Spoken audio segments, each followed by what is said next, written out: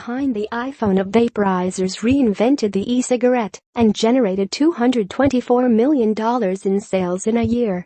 JUUL Labs. When two graduate students at Stanford set out to turn cigarette smokers onto alternatives in 2007, the solution seemed obvious: make an e-cigarette that tastes like a cigarette.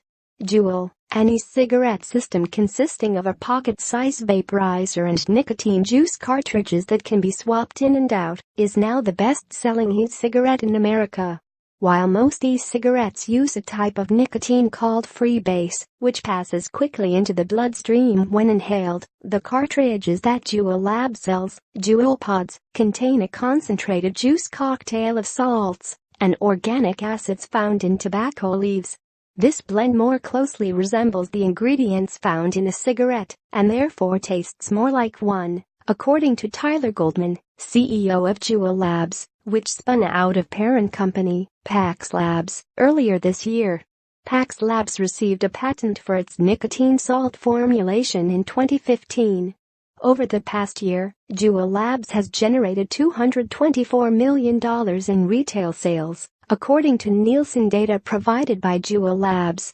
The brand saw sales explode 621% year-over-year and captured 32% market share of the total e-cigarette category in the 4 weeks that ended November 4.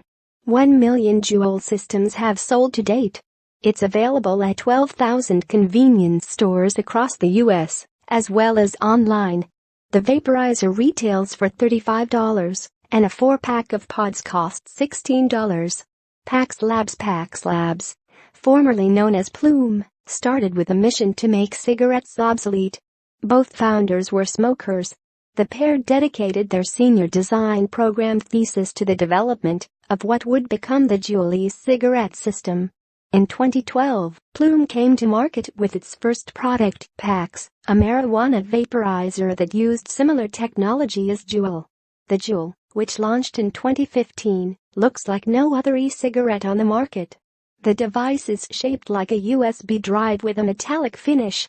Users can inhale to activate the heat source, unlike other devices that require users to unscrew a cap and fill a chamber with liquid.